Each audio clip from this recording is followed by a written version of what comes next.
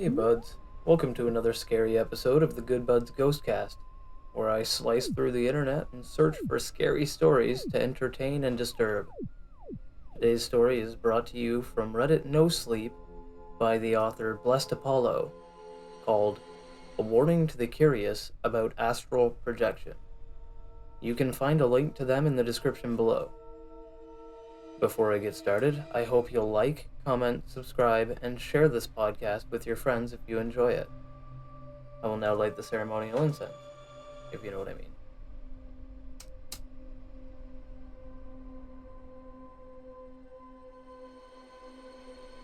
Most people either don't know what these are or don't believe that they're possible. I'm here to tell you not only that they're real, but that you should forget they ever existed. I first read about lucid dreaming when I was an early teen. After months of trying, I was finally successful. For those who don't know, lucid dreaming is when you realize you're dreaming and is associated with total control of your dreams, which I can attest to being relatively accurate. To induce a lucid dream, I have a set routine. I light a candle and meditate, then blow out the candle and drink herbal tea.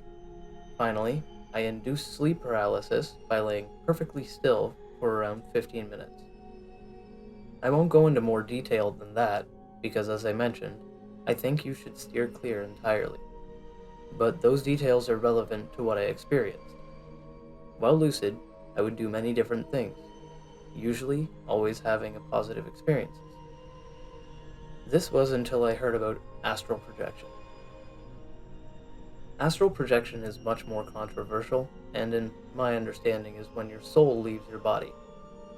My process was very similar to lucid dreaming, with the unique addition of doing a light core exercise and, while inducing sleep paralysis, focusing on the muscles used to sit up. The first time it worked was indescribable. I thought that I just sat up and did a few reality checks, but when you look at yourself from a perspective that's not out of your eyes, you don't need much more convincing that something isn't normal. When I stood up, I felt no weight. I was lighter than when you're floating in water. I had no aches or pains, I just existed.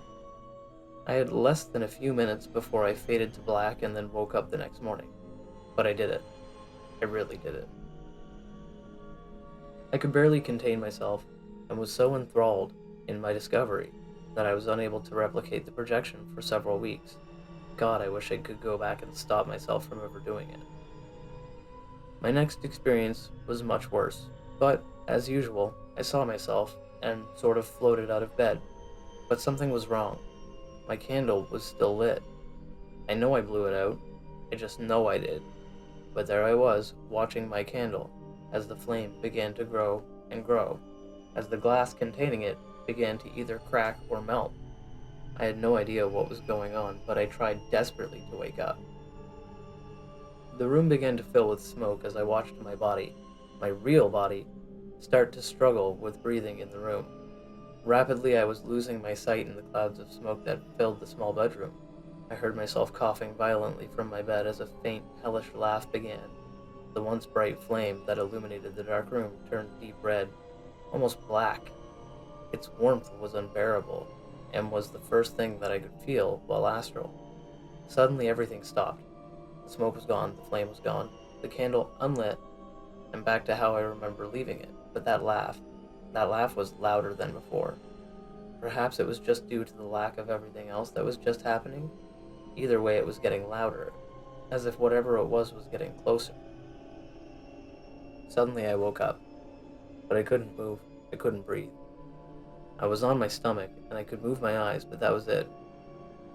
Just outside of my vision was a black figure. It was on my back and was preventing me from breathing, crushing me with its weight.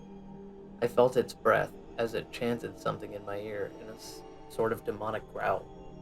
I couldn't make out anything it said to me, but one word: soul. Finally it stopped, and as it did, my body jumped and gasped for air. I scanned my room expecting a horrendous creature to greet me, but it was empty. The room was filled with sunshine and everything was just as I left it the night prior. I was left terrified. I couldn't sleep for weeks. usually succumbing to it by being so tired that I just lost consciousness at night. It was awful, and I avoided being lucid or astral like the plague. Any dreams that I had were usually night terrors that resulted in my waking up to sleep paralysis, usually accompanied by being unable to breathe and that same demonic chant in my ear. I never told anyone, as I feared my parents would freak out as they're heavily religious. I had no one to turn to, nowhere to go, and it was only getting worse because of it.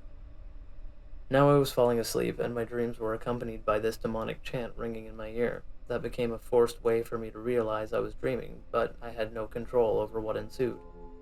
In one dream, I was in an unfamiliar school hallway with endless lockers on both sides. The doors to the lockers were violently opening and closing as I heard maniacal laughter like before. The laughter was getting closer from both sides, and before I could make out any details of the black apparition closing in, I awoke. I was always being chased by this apparition in these dreams, sometimes in old houses, some deserted cities, hospitals, and more. One thing was the same, however. I was always lucid, but I couldn't save myself. I was fully conscious and realized I was in a dream. I could explore, find weapons, supplies, anything. I could be as prepared as I wanted, but I knew it was coming, and there was nothing I could do to stop it. I brought crosses from other rooms in our house into my bedroom. They always disappeared overnight, or when I awoke seemed to have been chucked across my room, one even being lodged in the drywall once. Eventually, there was a tipping point. One night, I fell asleep, and then immediately went astral. I had no control over this, and did not want to be. I tried desperately to wake up, to get back into my body, but to no available. I was stuck with whatever was happening next. Then, the laughing began. This time, it wasn't that laugh from before. This sounded like a man's laugh, but ever so slightly darker and malevolent. It was right outside my bedroom door at this point, when the hallway light flickered on, and the shadow of its feet cast under the door. Suddenly the door creaked open, and standing there was an all-black apparition of what I assume was a man, with the distinct outline of a hat on his head. He just stood there, laughing at me. I could feel this tension, pulling my astral body towards him. Now my astral body was paralyzed, slowly inching towards whatever this thing was. Behind me, I began hearing that demonic chanting again, as I began to feel nothing but pain, as if every nerve in my body was being lit on fire. Then I woke up. There was no paralysis, no negative energy, nothing. I felt a sharp pain, however, on my back. I sleep shirtless and brushed it off as likely sleeping in an odd position or something like that. I walked out of my bedroom and walked to the bathroom. The mirror I looked into felt different than usual. I stood there looking at this reflection that did not feel like me. Maybe I was just being paranoid, but I stood there for at least 10 minutes. Then my nose began to bleed. My head started pounding as my vision began hazing in and out. The last thing I hear in my ear was that damn laugh in my The last thing I heard was that damn laugh in my ear as I collapsed to the floor. I'm not quite sure of what happened next, but I must have lost consciousness. I awoke back in my bedroom with a light trail of blood leading from the open door to the bathroom. My back felt on fire now with pain. Hesitantly, I walked back to that mirror to inspect my back. Dug deep into my back were 3 claw marks, somehow already scabbed over, despite the clock saying less than 5 minutes passed since I woke up. The next day, the 3 gashes in my flesh were already healed, with vibrant red scars left to remind me of what happened. Several years have passed since the above events transpired. Since then, I have always felt like something was watching me, lurking over me, but being unable to confirm my paranoia. Some days I'll hear that laughter, whether I'm alone in my apartment or in a crowded place in public. I'll never quite be sure if it's in my mind messing with me or not. I don't know if I still have my soul. I don't know if that thing took it from me, or if it's stuck in the astral plane still. For those interested, I beg you, please, whatever you do, don't try going lucid or astral. It doesn't matter what you do, and do not believe. If you care about your life, stay away. Now that I've mustered the courage, I plan on seeing a priest or minister soon. I need to know if I have my soul still. I need to know what's following me, if anything at all is. If any of you want an update, let me know, and I'll write what happens in a second part. And that's all that they have for this episode, this part of it. It looks like it's going to be a series. I would be more than happy to bring that to you. If they put out a second part, I will read that to you folks. That was amazingly done. Once again, I would love to thank the author for allowing me to share that with all of you.